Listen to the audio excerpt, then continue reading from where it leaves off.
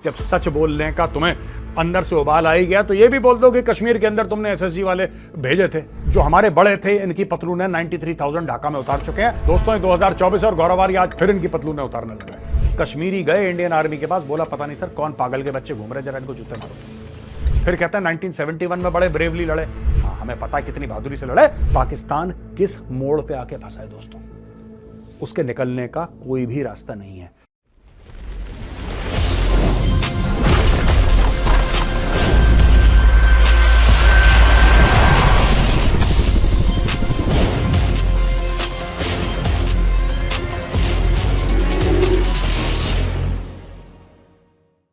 जय हिंद दोस्तों, मैं हूं गौरवारी और आप देख रहे हैं द चाणक्य डायलॉग्स। इस वीडियो को लाइक करिए, हमारे चैनल को सब्सक्राइब करिए, बेल आइकन दबाना बिल्कुल मत भूलिएगा। दोस्तों जनरल आसिम मुनीर पाकिस्तान के चीफ ऑफ आर्मी स्टाफ ने यह कबूल लिया है कि कारगिल में पाकिस्तानी फौज मुलविस थी। हमें तो पता ही था, भारतीय सेना ने तो इनके फौजियों को दफनाया है, वहां पर नमाज जनाजा पढ़वाई है, गार्ड ऑफ ऑनर दिया है। हमने उन सोल्जर्स को, उन पाकिस्तानी सोल्जर्स को इज्जत दी जिनका ये लोग पूछते नहीं थे। भाई साहब इनका नाम नहीं लेते थे, कह रहे पता नहीं कौन है, मर गए जाने दो, हमारा कोई नहीं है ये, हम इसको जानते ही नहीं कौन है। एक था कप्तान, कैप्टन था कर्नल शेर खान, कप्तान था पाकिस्तानी फौज का कर्नल शेर खान। जब वो मारा गया तो पाकिस्तानियों ने बोला कि साहब हम तो इसको जानते ही नहीं है कौन है, हमारा तो है नहीं है, मरमुरा गया होगा कोई, ये है कोई मुजाहिदीन, ये so called Kashmiri freedom fighter है कोई, हमारा बंदा है ही नहीं। फिर उसके बाद भारत के एक ब्रिगेडियर थे एमपीएस बाजवा साहब, ब्रिगेडियर एमपीएस बाजवा साहब, उन्होंने साइटेशन लिखा कि ये जो बच्चा है ये बड़ी बहादुरी से, ठीक है हमने इसकी जान ले ली, ये हमारा दुश्मन था लेकिन बड़ी बहादुरी से लड़ा। तब उसको पाकिस्तान का जो टॉप अवार्ड है, करेज का, ब्रेवरी का टॉप अवार्ड, तब उसको दिया गया। ये दोगलापन है पाकिस्तानी फौज का। आज की तारीख में आसिम मुनीर कह रहा, हाँ हमारे जो फौजी थे ना वो बड़ी बहादुरी से लड़े, 1947-48 में भी बड़ी बहादुरी से लड़े, 65 पे भी बड़ी बहादुरी से लड़े, 71 में भी बड़ी बहादुरी से लड़े, कारगिल में भी बड़ी बहादुरी से लड़े। ये भी बोल दो, ठीक है आसिम मुनीर, जब सच बोलने का तुम्हें अंदर से उबाल आ ही गया तो ये भी बोल दो कि कश्मीर के अंदर तुमने एसएसजी वाले भेजे थे, उनकी भी तारीफ कर देना कि बड़े बहादुरी से। देखो सुनो दोस्तों, मैं आपको एक बात बताता हूं ये क्यों सिग्निफिकेंट है। एक्चुअली इवन इन 1949 ये पाकिस्तान की फौज इतनी चोटी फौज है, आज मैं इस फौज की पतलून उतारता हूं। जो हमारे बड़े थे इनकी पतलूने 93,000 ढाका में उतार चुके हैं। दोस्तों ये 2024 और गौरवारी आज फिर इनकी पतलूने उतारने लगा है। देखो 1947-48 में जब कबायली आए थे उनके साथ पाकिस्तानी फौज भी आई थी, तब भी ये लोग यही कह रहे थे कि इसमें पाकिस्तानी फौज है ही नहीं, तो कबायली हैं, हमारा कोई लेना देना नहीं है इससे, हमारा कोई। अब खुद उनका आर्मी चीफ कह रहा है कि 47-48 में भी बहादुरी से लड़े। कैसे बहादुरी से लड़े भाई, तुम तो थे ही नहीं यहां पे, तुम तो थे ही नहीं। दोस्तों जो दूसरी बड़ी लड़ाई हुई पाकिस्तान के साथ 1965 में, 1965, इन्होंने फिर यही बेवकूफी करी। और इन्होंने पता है क्या सोचा था, इन्होंने यह सोचा था कि साहब वहां से कबायली अंदर आ जाएंगे, इर्रेगुलर्स आ जाएंगे, वो दंगा फसाद करेंगे पीछे से। और इन्होंने एक साल पहले रण ऑफ कच्छ में, जो कि गुजरात में है, वहां पे एक्शन करना शुरू कर दिया था। ऑपरेशन जिब्राल्टर तो बाद में हुआ, ऑपरेशन जिब्राल्टर बाद में हुआ। और जंगी जुनून किसके सर पे चढ़ा, जंगी जुनून चढ़ा सर पे जुल्फिकार अली भुट्टो के, जो कि प्राइम मिनिस्टर था। ठीक है जी, मैं किसी दिन आपको बताऊंगा पूरी 1965 की बात, लेकिन fact of the matter is कि ये चढ़ दौड़े, फिर इनको जूते पड़े। लेकिन जूते पड़ने से पहले इन्होंने अपने इर्रेगुलर्स भेजे, अपनी पाकिस्तानी फौज नहीं भेजी। इन्होंने 1965 में अपने इर्रेगुलर्स भेजे, सादी वर्दी वाले। और इनका यह आइडिया था कि जब वो घुस जाएंगे अखनूर साइड से, जब वो घुस जाएंगे और वो कश्मीर पहुंच जाएंगे तो कश्मीरी मुसलमान खड़ा हो जाएगा। और कश्मीरी मुसलमान, इनको लगा कि 20,000 कश्मीरी मुसलमान वहां पे तैयार है हमारी फौज के साथ कंधे से कंधा मिला के इंडियन आर्मी के खिलाफ। वहां पे कश्मीरियों ने, आपको पता है क्या करा, कश्मीरी गए इंडियन आर्मी के पास, बोला पता नहीं सर कौन पागल के बच्चे घूम रहे, जरा इनको जूते मारो। इट्स अ फैक्ट, आप जाके चेक कर लेना हिस्ट्री, अगर मैं गलत बोल रहा हूं तो। और जो पाकिस्तानी भाई बहन देख रहे हैं मैं उनको भी बोल रहा हूं, आप भी जाके चेक करो हिस्ट्री। ना इंडिया का वर्जन पढ़ना, ना पाकिस्तान का पढ़ना, आपको जिस पे भरोसा है उस मुल्क का वर्जन पढ़ लेना, आपको पता लग जाएगा। इंडियन मुस्लिम्स, कश्मीरी मुस्लिम्स ने जाके इंडियन आर्मी को खबर दी कि सर ये पागल के बच्चे यहां पे पता नहीं पाकिस्तानी कौन आ रहे हैं, जरा सुअरों को मारो। ठीक है, वहां से जब लड़ाई शुरू हुई तो प्रेशर आया इंडिया की गवर्नमेंट के ऊपर। जब इंडिया की गवर्नमेंट के ऊपर प्रेशर आया कि साहब आप तो इनको सॉर्ट आउट नहीं कर रहे, पाकिस्तानी फौज अगर क्या एक्शन ले रहे हैं, तब जाके इंडिया ने लाहौर वाला फ्रंट खोला। आज की तारीख में जो पाकिस्तानी झूठ बोलते हैं ना अपने बच्चों से कि हमने लाहौर बचा लिया, और लाहौर तो बचाया था। ऑपरेशन जिब्राल्टर क्या था उसके 1 साल पहले, यानी कि 1964 में तुम लोगों ने रण ऑफ कच्छ में क्या करा था, जरा ये भी अपने बच्चों को तो बताओ जरा। फिर कहते हैं 1971 में बड़े ब्रेवली लड़े। हाँ, हमें पता है कितनी बहादुरी से लड़े, जब 93,000 ने सरेंडर कर दिया था। ढाका में अभी भी तुम्हारी पतलूनें टंगी हैं, सूख रही हैं, अभी तक सूखी नहीं जब से गीली हुई थी, राइट। ये भी हमें पता है कितनी बहादुरी से तुम्हारी फौज लड़ी। और 1999 कारगिल, वाह, वो तो बहुत ही खतरनाक एक्शन था तुम्हारा। आए कारगिल पे चढ़ दौड़े। जब इंडियन आर्मी ने एक्शन शुरू करा और इंडियन एयरफोर्स ने वहां पे बम मारने शुरू करे, और इंडियन नेवी ने वहां पे बिल्कुल कराची के सामने अपनी बोट्स लगाई, इनका गला सूख गया। इन्होंने बोला यार हमें तो पता ही नहीं था इतनी बुरी तरीके से मारेंगे, इतनी बुरी तरीके से मारेंगे। नवाज शरीफ गया, फोटो दिखाओ एडिटर नवाज शरीफ की। नवाज शरीफ गिर गया बिल क्लिंटन के कदमों पे, क्या भाईजान माफ कर दो, माफ कर, रास्ता दे दो, हमारे बंदे निकल जाएं। ये परवेज मुशर्रफ पागल का बच्चा है, इसने हमें बताया ही नहीं क्या कर रहा है। आपको पता है जब ब्रीफिंग चल रही थी, मैं मजाक नहीं उड़ा रहा किसी की, फौजी जब ब्रीफ कर रहे थे, नवाज शरीफ का दिमाग चिकन सैंडविच में था, वहां पे चिकन का सैंडविच रखा हुआ था। फौजी अफसर बता रहे होंगे इसको कि सर ये चोटी है, यहां पे हम जाएंगे, ऐसा करेंगे, ये मुंह में ठूस रहा था, stuffing his face with chicken sandwiches. तभी तो गड़बड़ हो गई पाकिस्तान में। अच्छा, ये बात मैं क्यों कर रहा हूं, एक तो जनरल आसिम मुनीर ने बोला है, क्या हो गया वहां पे पाकिस्तान की सड़कों में बवाल हो गया दोस्तों। पाकिस्तान में पूरा एक हजूम इकट्ठा हो गया लाखों लोगों का, और उसने बोला कि चलो जेल, उसने बोला चलो जेल, और बोला कि आज हम इमरान खान को जेल से छुड़ा के मानेंगे। वहां पे फायरिंग हो गई। अब तक पाकिस्तानी मीडिया यह नहीं बता रहा कि कितने लोग मरे। कोई कह रहा है दर्जन मरे, कोई कह रहा है 20 मरे, कोई कह रहा है 2 दर्जन मरे, 50, नोबडी नोज। कोई कह रहा है कोई भी नहीं मरा। ये भी लोग कह रहे हैं कि कोई भी नहीं मरा, सिर्फ लाठीचार्ज हुआ है, सिर्फ वाटर कैनन हुई है, सिर्फ टीयर गैस हुआ है, कोई कह रहा फायरिंग हुई है। यहां पे लोग ये कह रहे हैं कि साहब कोई ग्रेनेड ले आया था, बीच में किसी ने ग्रेनेड फेंक दिया। अब पता नहीं, जितने मुंह उतनी बातें। लेकिन fact of the matter is कि इस फौज को, यानी कि जनरल आसिम मुनीर की फौज को यह नहीं पता कि इमरान खान जैसे बंदे का क्या करना है। और दोस्तों अब मैं आपको एनालाइज करके बताऊंगा कि पाकिस्तान में हो क्या रहा है। ये तो जो घटना थी घट गई 1-2 दिन पहले यार, ये तो कल की घटना है प्रोटेस्ट की, और उसके पहले की घटना है जब उसने बोला कि साहब हमारे फौजी तो बड़ी बहादुरी से लड़े, बड़ी वीरता से लड़े, ये सब कारगिल का नाम लिया, 48, 49, 47 का, वो सब ठीक है यार, वो अलग मैटर है। अब मैं आपको बताता हूं दोस्तों, ऐसी बात है, अब जियो पॉलिटिक्स पे आ जाते हैं, ठीक है ना। एक तो ये हो गया क्या हुआ, अब जियो पॉलिटिक्स ये बताती है हमें कि किस तरीके से इमरान खान भी अमेरिकन के पीछे लगा हुआ है कि मुझे निकालो और मुझे प्रधानमंत्री बनाओ, और फौज भी लगी है अमेरिकन के पीछे। दोस्तों यह भी सच्चाई है, आज की तारीख में जो पाकिस्तान की आर्मी है, पाकिस्तान की आर्मी बैलेंसिंग एक्ट कर रही है चाइनीज और अमेरिकन के बीच में।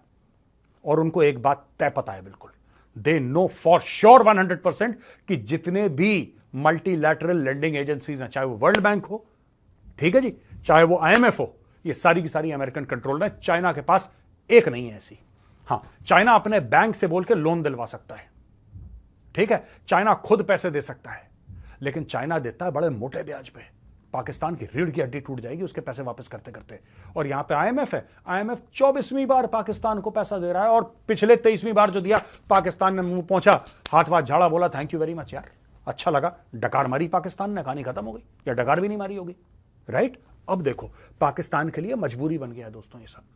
ये जो आप देख रहे हैं ना, ये जब सीन्स आप देख रहे हैं अपने स्क्रीन पे इस वक्त, किस तरीके से भीड़ उमड़ के आई है, किस तरीके से वहां पे बिल्कुल हाय तौबा मची हुई है, ये क्या हो रहा है, ये हो रहा है दोस्तों, मैं आपको बताता हूं। दोस्तों टोटल स्टोरी ये है कि जब इमरान खान को हटाया गया और शहबाज शरीफ को बनाया गया, तो शहबाज शरीफ कटोरा लेके पहुंच गया चाइना, और चाइना का चूरन इसने चख लिया। शहबाज शरीफ चाहता है कि China Pakistan economic corridor activate हो जाए। चाइना पाकिस्तान इकोनॉमिक कॉरिडोर बंद करवाई थी इमरान खान नियाजी ने। यह बात तो हर एक पाकिस्तानी मानेगा कि इमरान खान ने बोला कि कागज दिखाओ भाई, चाइना पाकिस्तान इकोनॉमिक कॉरिडोर के कागज दिखाओ और यह प्रूव करो कि यह पाकिस्तान के फायदे में है कि नुकसान में है, उसने यह बोला। और इमरान खान कभी भी चाइना पाकिस्तान इकोनॉमिक कॉरिडोर के खिलाफ नहीं था दोस्तों। He was never against China Pakistan economic corridor. वो सिर्फ ये कह रहा था कि यह पाकिस्तान के मफाद में है कि पाकिस्तान के नुकसान में है, यह मुझे समझा दो, कागज दिखाओ। फौज ने, पाकिस्तानी फौज ने इमरान खान को कागज दिखाने से मना कर दिया। जब उसने इंसिस्ट करा, जब वो पीछे पड़ गया कि मैं देश का प्रधानमंत्री हूं यार, तो मुझे भी कागज नहीं दिखा सकते, तब यह मरे मन से लाए कागज, ये मरे मन से लाए कागज जब इमरान खान ने देखे चाइना पाकिस्तान इकोनॉमिक कॉरिडोर के कागज, इमरान खान के होश फाख्ता हो गए। इमरान खान ने उसमें चाबी लगवा दी चाबी लगवा दी, चीन का बन गया दुश्मन। जब चीन का बन गया दुश्मन तो चीन ने उसको फड़का दिया, राइट। अच्छा, इसमें आता है अमेरिका का मामला। बीच में अमेरिका मांगता है ड्रोन बेसिस।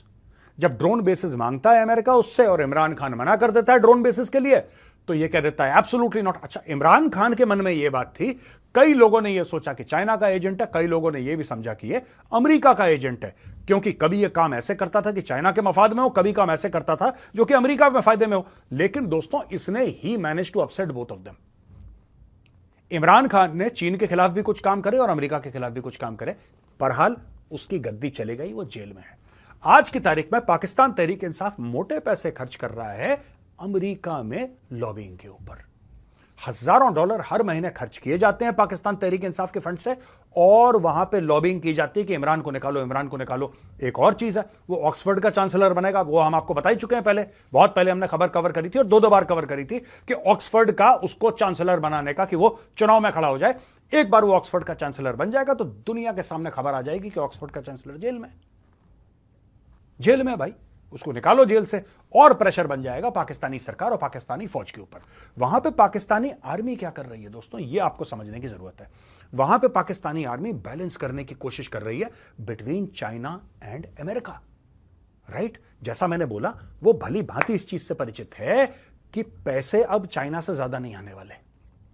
जो पैसे आएंगे वो अमेरिका बहादुर से आएंगे। अमेरिका ऐसे दे या ऐसे पकड़े नाक, पैसे अमेरिका ही देगा। कैसे देगा अमेरिका पैसे? अमेरिका इस तरीके से पैसे देगा, कभी आईएमएफ से लोन दिलवा दिया, ठीक है जी, कभी अमेरिका ने वर्ल्ड बैंक को बोला कि यार देखो 1-2 बिलियन दे दो इनको। इसी प्रकार से दाएं बाएं अमेरिका पैसे देता रहेगा। अब आप सोचिएगा पाकिस्तान किस मोड़ पे आके फंसा है दोस्तों, उसके निकलने का कोई भी रास्ता नहीं है। ये जो पूरा कह रहा है ना आसिम मुनीर कि ये हो गया, सितंबर का महीना है, 1965 की लड़ाई और यौम दिफा और फलाना ढिमका, ये सारा का सारा ये क्या झूठ है? ये है पब्लिक का मोराल रेज करने की बात।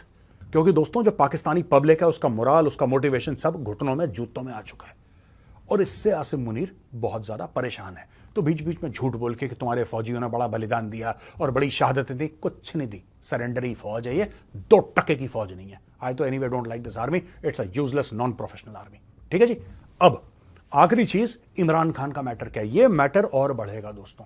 इसको अमेरिका हवा देगा, जिसकी वजह से इमरान खान जेल गया था, वही लोग इसको जेल से धीरे धीरे निकालेंगे, राइट। अगर डील सेट हो गई तो इमरान खान, मैं आपको बता रहा हूं, आज बता रहा हूं, अगर डील सेट हो गई तो 2026 के पहले इमरान खान दोबारा प्रधानमंत्री बन जाएगा पाकिस्तान का। अगर डील सेट हो गई, सारी चीज है, इमरान खान को किसी ना किसी के साथ डील करनी पड़ेगी, चाहे वो अमेरिकन के साथ कर ले, चाहे वो चाइनीज के साथ कर ले, चाहे वो पाकिस्तानी फौज के साथ कर ले। और पाकिस्तानी फौज इस डील में किसी के साथ भी डील करेगा, वो बिचौलिया पाकिस्तानी आर्मी बनेगी।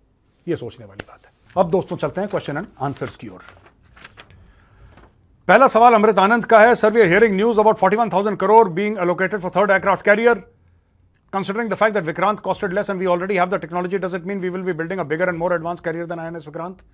Also, sir, why are you not doing Saturday evening live?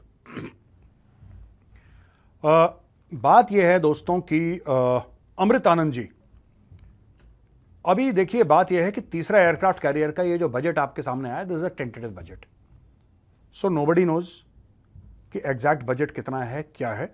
Figures हैं जो मीडिया में फ्लोट कर रहे हैं, ठीक है, मीडिया में फिगर्स फ्लोट कर रहे हैं। अभी जिस दिन करेक्ट फिगर आ जाएगा और ये डिफरेंशिएशन हमें पता लग जाएगा। अभी तक हमें यह पता है कि साहब जितने टन डिस्प्लेसमेंट का पुराना वाला था, नया वाला उतने ही टन डिस्प्लेसमेंट का है। जिस दिन हमें पता लग जाएगा उस दिन I will come back to you with proper references, proper media cuttings, facts and figures. अभी इसके बारे में कहना इट्स टू सून। दूसरी चीज है कि आप सैटरडे इवनिंग का लाइव क्यों नहीं कर रहे हैं? भाई मैं सैटरडे इवनिंग का लाइव इसलिए नहीं कर रहा हूं क्योंकि मैं ट्रैवल कर रहा हूं बीच में। ऐसा कुछ हो गया है कि सैटरडे संडे ट्रैवलिंग चल रही है मेरी, या फ्राइडे सैटरडे की ट्रैवलिंग चल रही है, और जब मैं वापस आ रहा हूं I am coming back on Sunday morning, और I am coming back late night, 11-12 o'clock की फ्लाइट लैंड कर रही है सैटरडे को। तो मेरे लिए बहुत ज़्यादा हेक्टिक हो रहा है, मैं नहीं कर पा रहा। I am not in town. हो सकता है कि 2-3 सैटरडेज और ना करूं, उसके बाद मैं दोबारा आई प्रॉमिस मैं रेगुलरली करूंगा। जयदीप सिंह पूछ रहे हैं कि condition in Manipur is worsening, drones and rocket launchers are getting used for attack, also theory of Kuki land, a separate country, and America's involvement in the matter isn't unknown to the people. Why is government failing in Manipur? देखिए ऐसा है कि मणिपुर में क्या हो रहा है, these things are getting out of hand, और मुझे ऐसा लगता है कि the government should hand over Manipur. I am being very serious about this, I have said this before. लोग मुझसे कहते हैं कि साहब आप मणिपुर के बारे में बात क्यों नहीं करते। मैं मणिपुर के बारे में ऑलरेडी 2 बार पहले बात कर चुका हूं, आप जाके वीडियोस देख लीजिए। मैं अभी भी कह रहा हूं in Manipur you should have AFSPA back, arm forces special power act, hand over Manipur to the army. मैं आपको बता रहा हूं, आज की तारीख में फौज लड़ रही है, दोनों हाथ पीछे बंधे हुए हैं।